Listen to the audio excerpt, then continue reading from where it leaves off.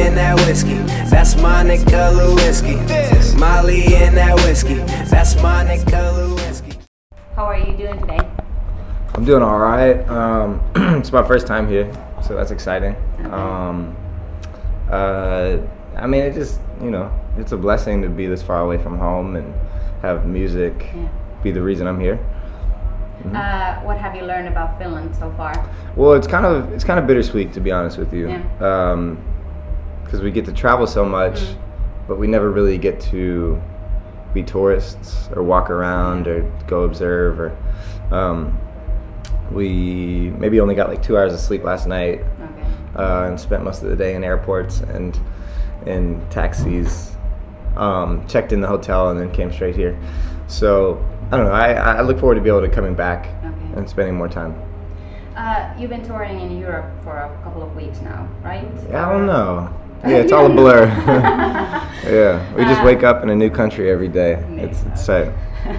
How has it been in Europe?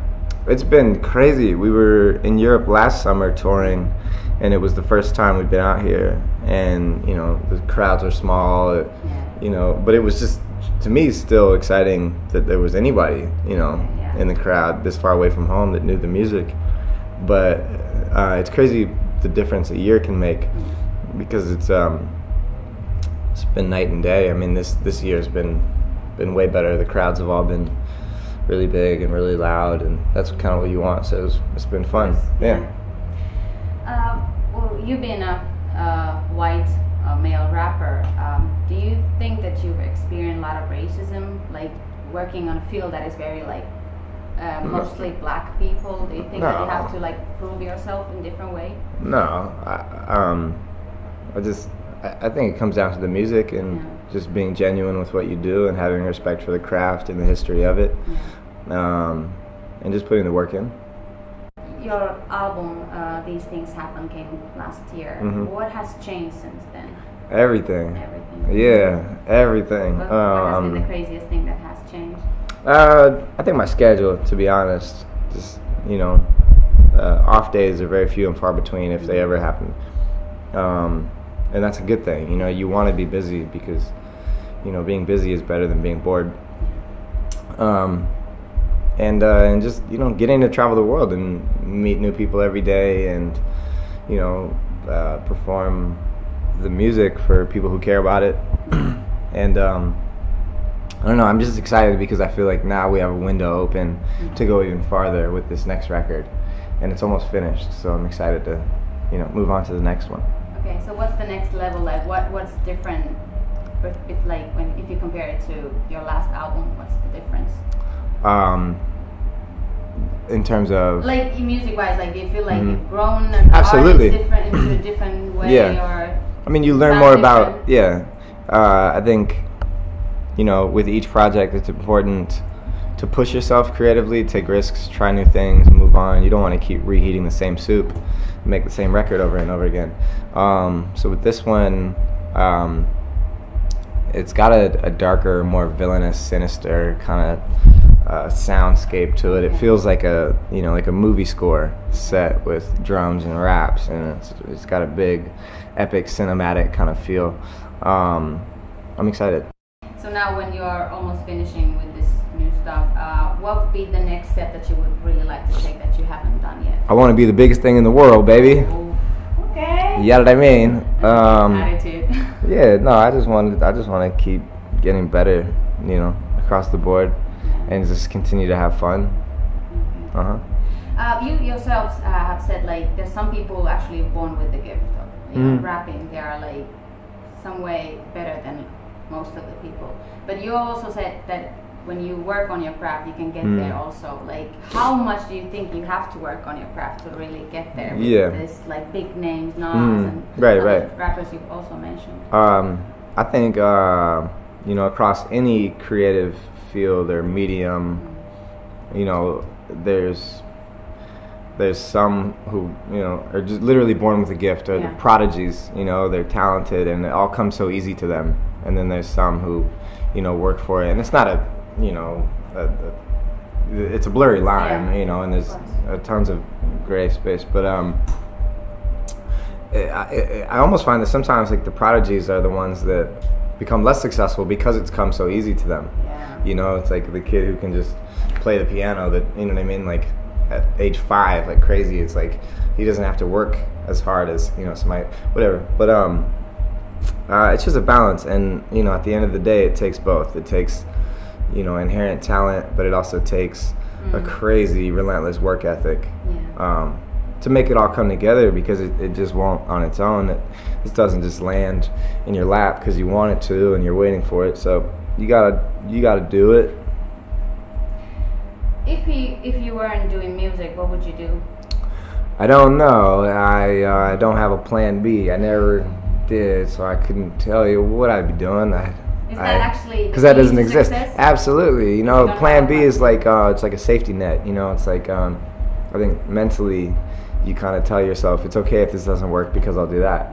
Whereas if there's nothing there, there's no it's okay if it doesn't work because it has to.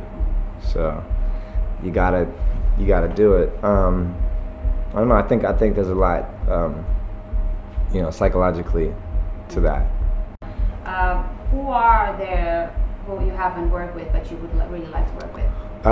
Man, I got a list, you know, a crazy list. And then what's dope about, you know, as you progress, as you know, move up, you know, in the ranks, or like you become a player in this league and you continue to ascend, it's like you're on all these people's radars. And it's kind of like when you get to a certain level of success or a following, it's almost like you enter this secret brotherhood or fraternity of, you know what I mean? And it's like a community the higher you climb, and you become peers with, you know, the people you look up to. So it becomes easier to say, you know, like reach out, you know, to people like, hey, I got this song I really want to hear you on, like, can I send it to you?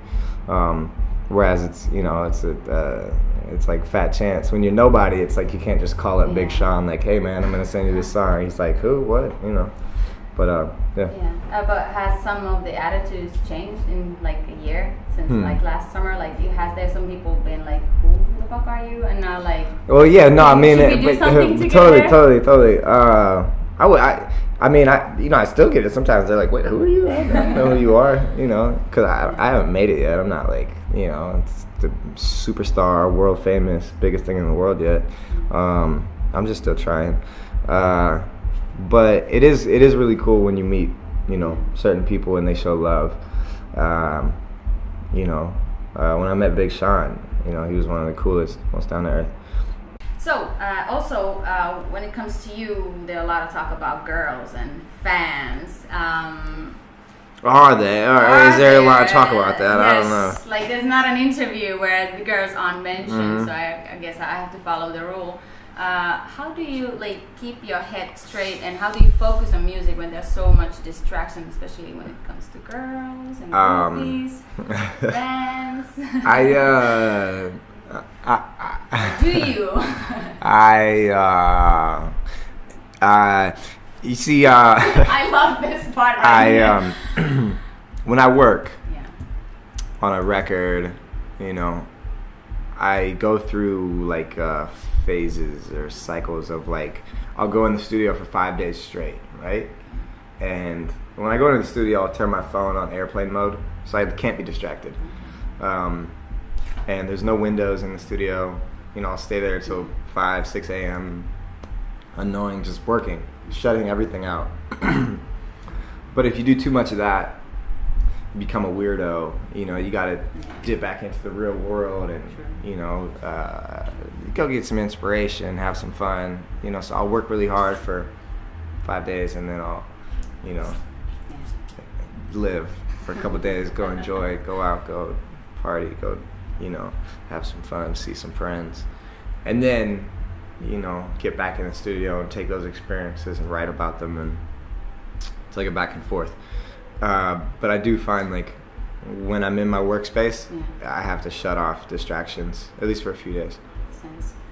So where will be the dream place to perform? Like, you have traveled a lot, like you've seen some cool places already. Like, what spot, like place would be that place where you really want to go someday and have a huge ass concert? Or just G-Eazy and nobody else. Yeah, I do love London. And to play the O2 would be crazy.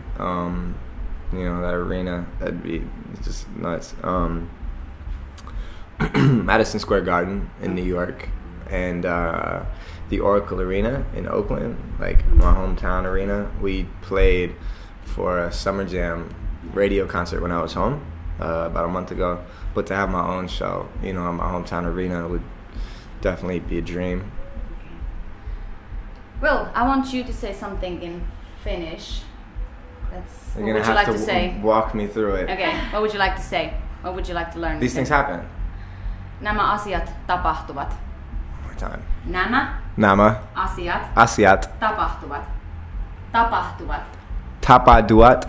Almost. Nämä asiat tapahtuvat. Nämä asiat tapahtuvat. Almost. One more time.